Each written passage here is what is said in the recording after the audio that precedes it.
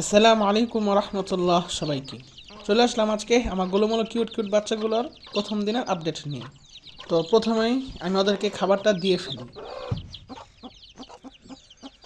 এই যে দেখেন ওদের মা আস্তে আস্তে নিচে নামতেছে। ওই ওর বাচ্চাদেরকে ডাকতেছে যে খাইতে আস। তোর বাচ্চারা তার নামতে পারবো না, তো আমার নামাই দিতে হইব।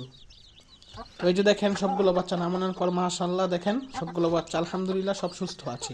আর সবগুলো বাচ্চা সুস্থভাবেই ফুটেছে, মানে কোনোটা অসুস্থ মুরগির বাচ্চা ফুটে নাই। তো আলহামদুলিল্লাহ এটা আল্লাহ তালার একটা নিয়ামত যে সবগুলো মুরগির বাচ্চাই সুস্থ, পুরোটা অসুস্থ হয়ে জন্মগ্রহণ করে না। যদি অসুস্থ জন্মগ্রহণ করতে একটা প্যারা থাকতো অনেক। তো এটা হচ্ছে আমার একটা প্লাস পয়েন্ট যে আমার সবগুলো বাচ্চাই সুস্থভাবে ফুটেছে। আর আমি এখনও ফিট কিনি নাই, কারণ একটু ব্যস্ত ছিলাম, তো তাই বাজারও যেতে পারি নাই। তাই এখন ওদেরকে খুদ খেতে দিয়েছি। এই যে দেখেন সেই ভাঙা ডিমের খোসাগুলো, যেগুলো থেকে আমার এই বাচ্চাগুলো বের হয়েছে।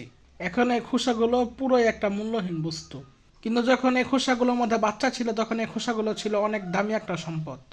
যে কোনো একটা গাছের থেকে 3 থেকে 4 ইঞ্চি দূরে মাটি খুঁড়ে এই খোসাগুলো পুঁতে ফেলবেন, তাহলে গাছ এই খোসা থেকে প্রয়োজনীয় পুষ্টি শোষণ করতে পারবে। তো আপনাদের যদি মুরগির বাচ্চা ফোটে, আপনারা অবশ্যই মুরগির বাচ্চাগুলোকে সোনালি স্টার্টার ফিড বা ব্রয়লার স্টার্টার ফিড খেতে দিবেন। তো আপনারা তো জানেনই, যে যারা আমার মানে রেগুলার দর্শক আছেন তারা তো জানেনই যে আমার লাল সুন্দরী ও কালো নামের মুরগির বাচ্চাগুলো অনেক বড় হয়ে গেছে। তো সারাদিন ওদেরকে দেখাশোনা করতে করতে আমি এর জন্য বাজারে যাওয়ারই সময় পাই নাই, তাই এখনও ফিড কিনা হয় নাই। আর আমার এখানে মোট 9টা বাচ্চা আছে। আমি 11টা দিয়ে ওদের মাকে উমে বসিয়েছিলাম, তো সেখান থেকে 2টা ডিম পাওয়া গেছে। তো আলহামদুলিল্লাহ 9টা বাচ্চা ফুটছে। আর এখান থেকে 3টা বাচ্চা গলাশিলা হয়েছে। আর 2টা বাচ্চা সম্ভবত আর মার মতো ঝুটিওয়ালা হবে। গত ভিডিওতে জিহাদ ভাই কমেন্ট করছিল যে আমি গতকালকে একটা পোস্ট করছিলাম, সেই পোস্টে মানে যেটা একটা 5 নাম্বার ছবি আছে, ওই জায়গায় একটা কালো বাচ্চা আছে। ওই কালো বাচ্চাটা জিহাদ ভাই বলছিল কি যে ঝুটিওয়ালা হবে। হ্যাঁ জি ভাই, ওটা ঝুটিওয়ালাই হবে। আমি সেই ওটার মানে পোস্ট করার আগে একটা ভিডিও ছাড়ছি, ওই জায়গায় আমি বলছি যে আমার 2টা বাচ্চা ঝুটিওয়ালা হবে। তো সেই ঝুটিওয়ালা বাচ্চারই একটা হচ্ছে ওই কালোটা, এখানে কালোটা আমার সম্ভবত দেখা যাচ্ছে মনে হয়। তো এই কালো বাচ্চাটা ইনশাল্লাহ ঝুটিওয়ালা হবে, মানে এটার ঝুটিটা একটু বড় হবে। আরেকটা আছে, গতকালকে যে ছবি পোস্ট করছিলাম ওই ছবির পোস্টের একবারে শেষে যে বাচ্চাটা আছে ওই বাচ্চাটাও ঝুটিওয়ালা হবে। তো এই হচ্ছে আপডেট। আলহামদুলিল্লাহ সবগুলো সুস্থ আছে। আর আজকে হচ্ছে মানে ওদেরকে প্রথম খাবার দিলাম, এই খুদ খেতে দিলাম আজকে। তো যেদিন ফিরে আনবো তো আনবো, আপনারা দেখতেই পারবেন। আর আজকে কোনো মেডিসিন কিচ্ছু দেবো না, আজকে ওদেরকে শুধু সাদা পানি দেবো, কারণ জীবনের প্রথম মানে ওরা ফুটছে।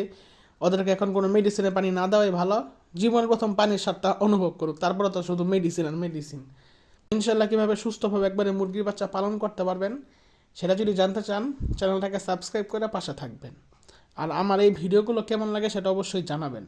আমি আমার ভিডিওগুলোতে প্রত্যেকদিন ওদের আপডেটও দেখাই, প্লাস কতগুলো শিক্ষণীয় বিষয় আছে সেগুলো তুলে ধরি। তো শেষে আমি একটা কথা বলতে চাই, এখন হচ্ছে ফেব্রুয়ারি মাস, এই মাসটা খুবই খারাপ। এই মাসটা মানুষের জন্য খারাপ, পশু পাখির জন্য আরও খারাপ। তো যাদের গৃহপালিত পোষা প্রাণীগুলো আছে সেগুলোর প্রতি বিশেষ একটা নজর রাখবেন সব সময়। কারণ এই টাইমে আপনি 1 মিনিট আগে দেখবেন আপনার মুরগি কবুতর বা ছাগল একটু আগে দেখছেন ভালো, হঠাৎ একটু পরে দেখবেন কি মারা গেছে, 1 মিনিট পরে দেখবেন মারা গেছে।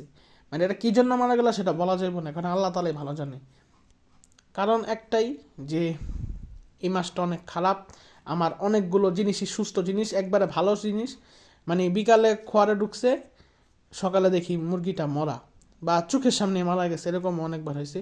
তো সবাই একটু সাবধানে থাকবেন আর ভ্যাকসিনটা কমপ্লিট করে রাখবেন। আর সবাইকে কৃমি কোর্স করিয়ে ভ্যাকসিনটা করাবেন। তারপরে দিনে 2 বেলা জীবাণুনাশক স্প্রে করে দিবেন।